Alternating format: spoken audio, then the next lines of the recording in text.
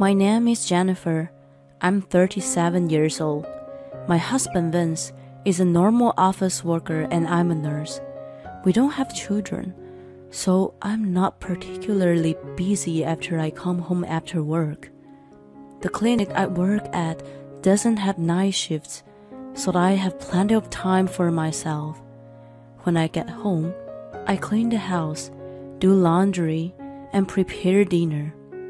Vince comes home at around 7 p.m., the same time as dinner is ready.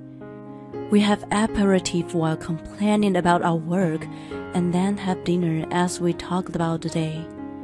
Vince is in charge of washing the dishes. I wipe them up as he washes and put them away. We continue talking about this and that as we work together. After that, we relax doing whatever we want. Vince sometimes works on his PC, plays games, or surfs the net. I read, surf the net, or check social networks. Sometimes we watch TV together. Our routine goes by pleasantly. We have been married for 12 years, and there were times when I felt sad about not being pregnant. I've come to think that it's not so bad to grow old as we spent such a peaceful time together. I thought it would continue for a long time, but the change came suddenly. It was when I returned home after staying with my parents for a few days. The moment I entered my home, I felt something strange. It was trivial, but an obvious anomaly. The arrangement of shoes in the shoe closet had changed. The way the flowers in the living room were arranged. The dishes were put away in the wrong place. Small things, but big discomfort. It was weird. The worst was my room. The placement of cosmetic and clothes were slightly different. Vince and I had our own rooms, and we rarely went into each other's room. Even if we did, we never moved things without permission. I highly doubted that he would touch my cosmetics anyway. Have you been in my room? Of course not. Why? Never mind. When I asked him, he looked puzzled and denied it. I didn't think he was lying from the way he looked. If things were missing, it couldn't have been a theft. But nothing seemed to be taken, just rearranged.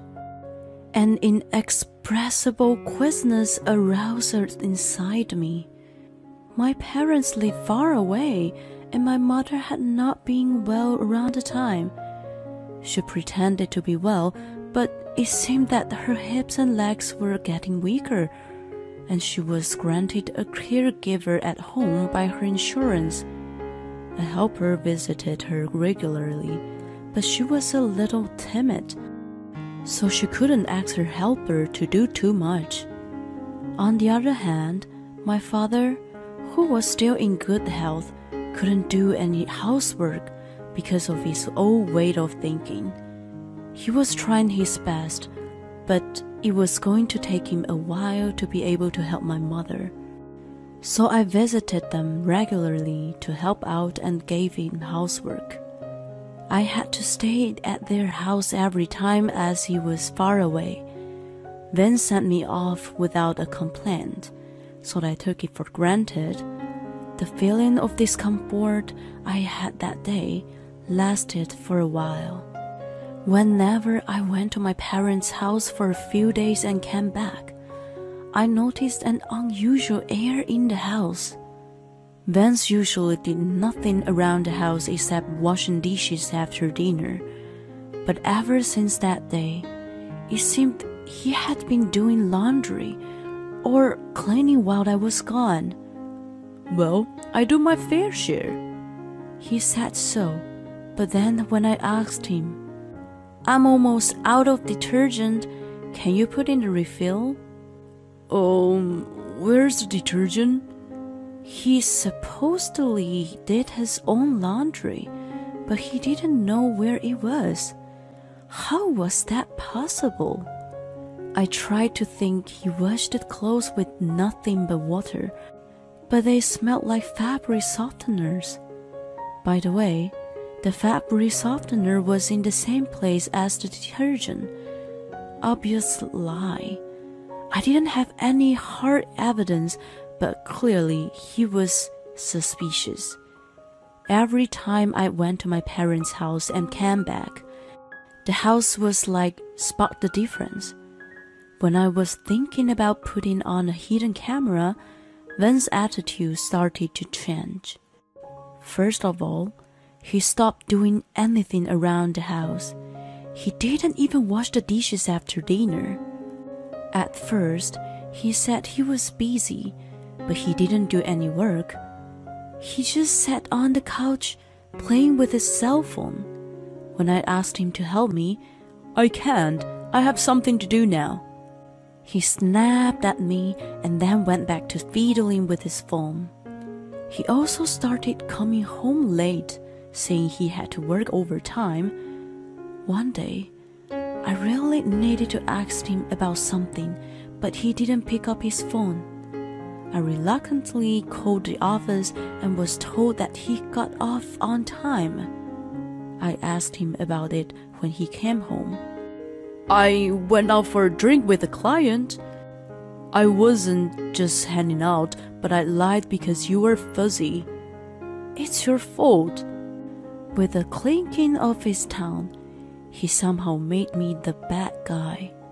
From that day on, he said he was going out for drinks with his acquaintances and didn't come home until late at night.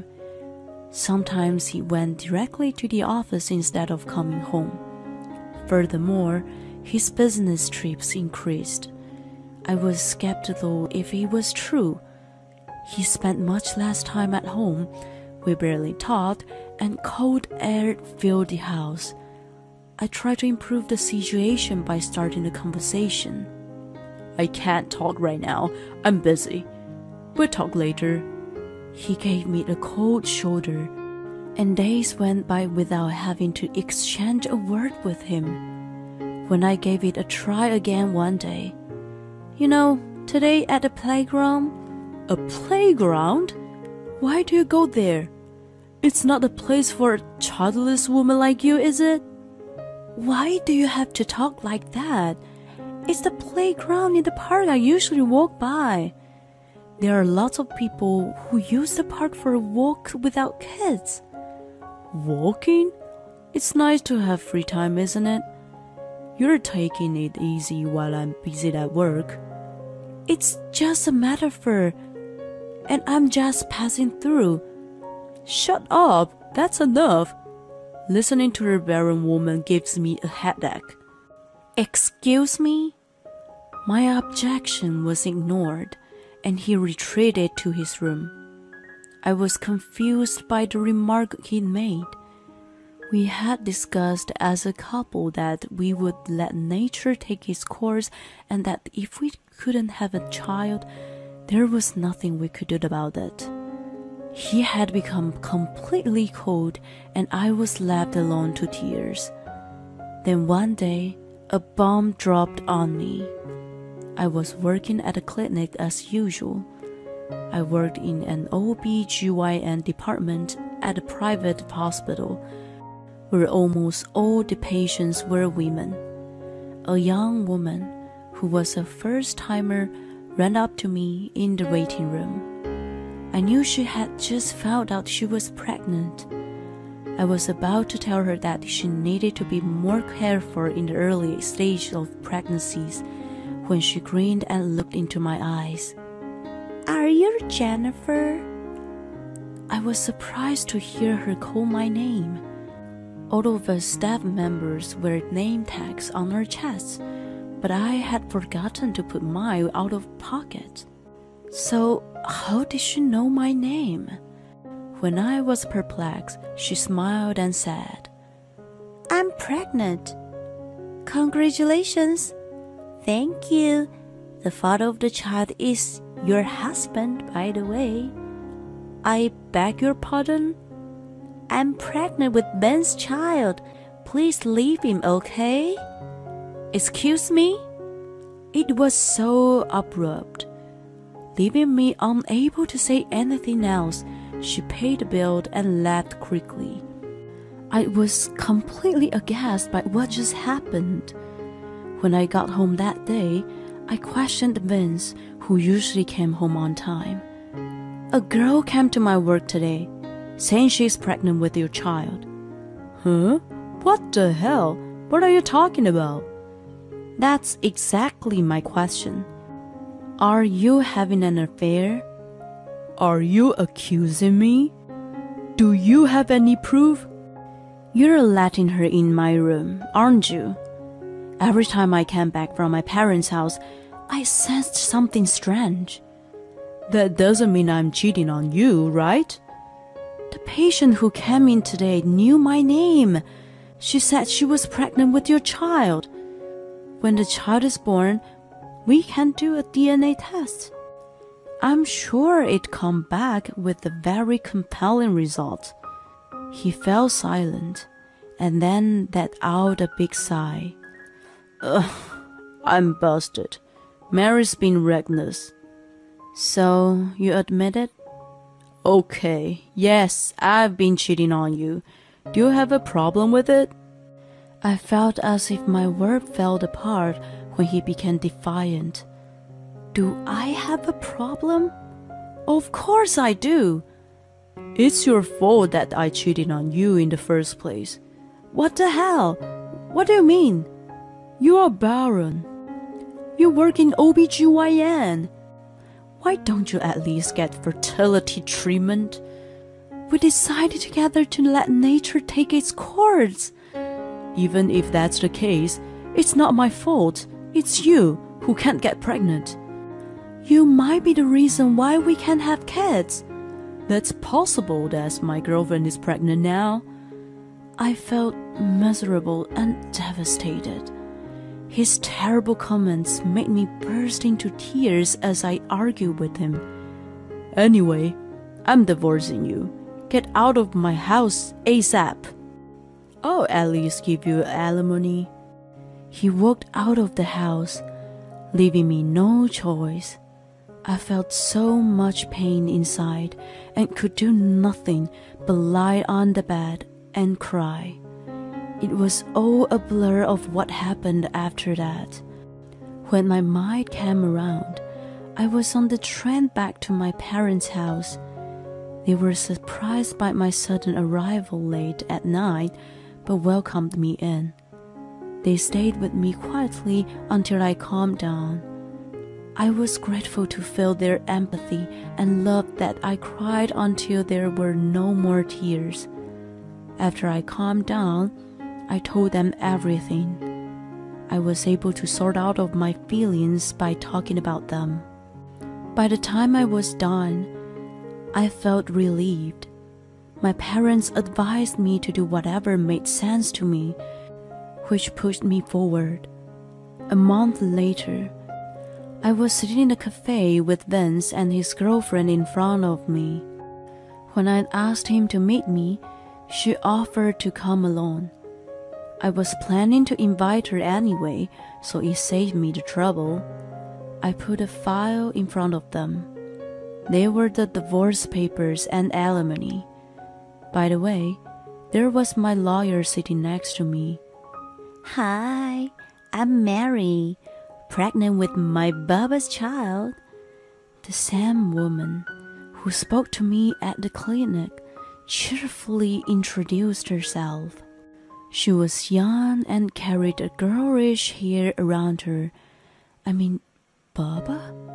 I wondered if this kind of girl was his taste. He looked grumpy, in contrast to the jovial girlfriend with a big smile. Why do I have to pay alimony? I wondered how he thought he could get away without paying it. You said you would, right? I'd rather charge you for it. I cheated on you because you couldn't get pregnant. It was upsetting to see his unapologetic attitude, but it was a waste of energy to get angry at someone like him. With an awkward smile on my face, I presented the documents I had prepared after consulting with my lawyer. This is the standard fee. Please pay it in the lump sum. Then I will never bother you guys again. What a greedy bitch. What the hell is this amount? What's wrong with it? I've quoted you a fair price. No shit. It's too much, even though I got her pregnant. I knew he would protest when he saw the amount. He's right. We are going to have a baby. How can you treat us so awfully? I wondered if Mary had flowers blooming in her head when she foolishly joined it. She seemed to be oblivious to the fact that she stole my husband and destroyed my family. It wasn't that I didn't feel annoyed at her attitude, but my laughter outweighed my anger. I grinned without hiding the giggles that welled up. I know having a baby is a lot of work, but I won't divorce you unless you pay me this amount. That's insane. I've told you many times. I'm pregnant with this child. Please leave him as soon as possible. But you're the third woman, you know. What do you mean? I gave her the truth with a smile on my face. She looked baffled by what I had just said. I didn't miss the face of Vance turning pale. I wasted no time and showed them multiple photos. These are pictures of his affair. There are 2 others beside you, right, Vance? I hired a private detective and found out that he was having a 3-way affair.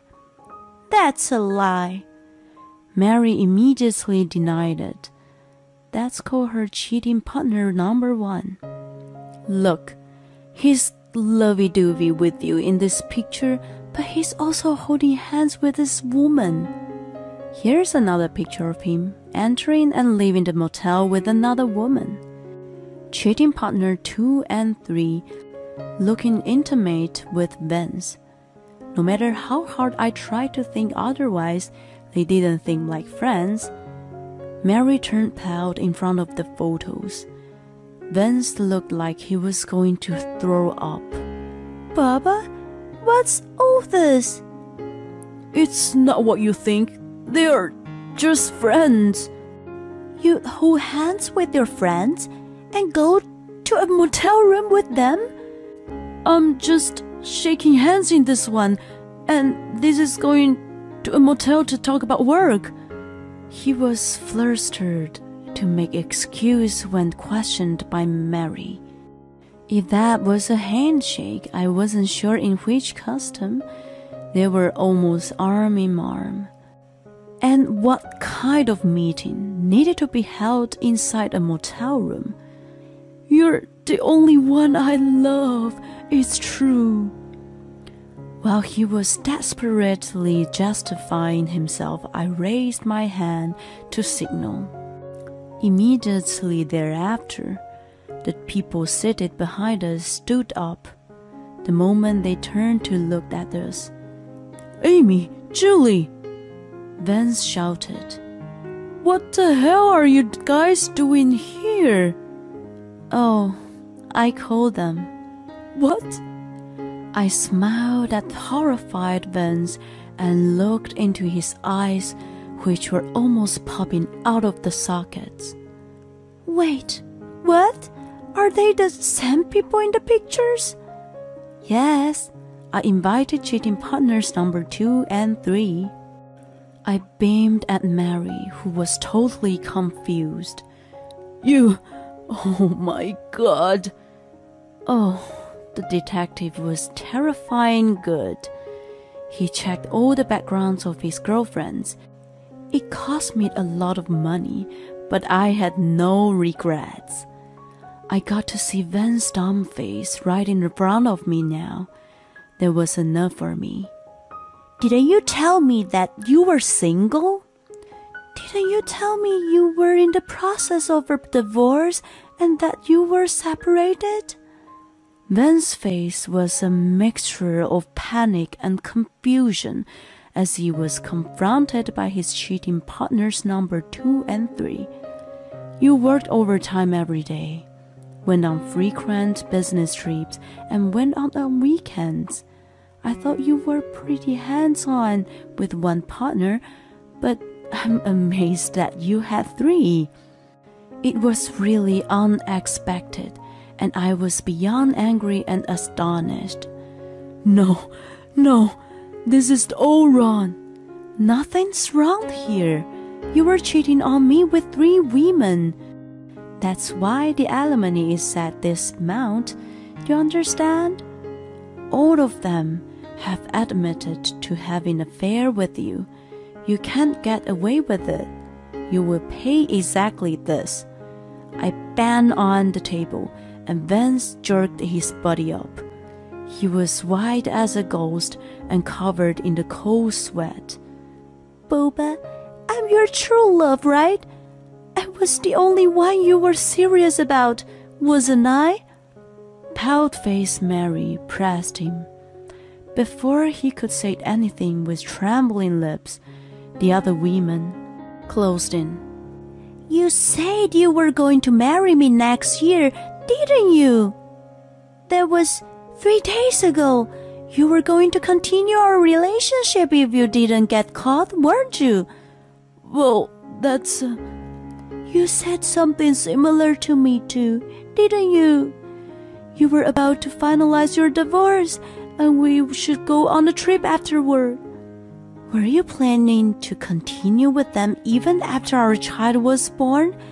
Are you kidding me? Vince was shrinking smaller and smaller. Guess what happened afterward? You cheater, smacked by cheating partner number 2. You piece of shit, another one by number 3. You traitor, and the final one by Mary. He was slapped beautifully 3 times in a row. It wasn't even the season for snow, but I laughed at the glorious red cheeks on his face. The rest of the meeting went very smoothly. He was in a state of despair after being confronted by 4 women, including myself. We had abandoned him. He was out of his mind, but he easily signed the divorce papers and agreed to pay alimony. As for the 3 cheating partners, I originally wanted to find a way to suit them, but I changed my mind in the end. Number 2 was unaware that he was married. Number 3 thought he was getting divorced soon and was waiting for the day to come. They weren't in a serious relationship. Both of them apologized profusely to me. I couldn't blame them too much. I still wanted to find a way to charge Mary with something, but as she was pregnant, a nurse part of me didn't want to put her under any more strain. It didn't mean that I forgave her. Her unborn child was innocent, and I was just thinking of its future. The girls, especially Mary, showed a great distrust in men after it was all over. I was skeptical that they could find happiness in the future. Mary's life was going to be very difficult from then on. She didn't want to marry Vince anymore, but still wanted to have a baby. Raising a child on her own was going to be the hardest path imaginable. It would be her redemption, and I decided to be okay with that. 6 months after my divorce was finalized, I'm back to my normal, peaceful life. I continue to work while helping my parents at home. Occasionally, I receive a call from Vince. Apparently, his savings are gone paying alimony to me, and then there are the child support payments to Mary. I hear that he is having a hard time making ends meet. At work, the rumor of the 3-timing affair spread throughout the company. His co-workers look at him with dismay, and he's made to feel very ashamed. As a result, He's been making a lot of mistakes and has fallen down the career ladder. His parents were mortified by him and disowned him, and he is now living a lonely life. On top of his endless complaints about them, he used to text me, "You're the only one that comes to mind when I'm in real pain. I'm sorry. I want to start over with you. I'm begging you." I used to just ignore him, but the text kept coming in more and more. It was so annoying that I blocked him. I feel refreshed after cutting contact with him. I'm still working in an OB/GYN clinic where all kinds of stories are born. I'm absorbed in my work, but suddenly a thought comes to my mind. If I have a chance to be with someone again in the future, I would like to create my own story. Until then, I continue to support my patients.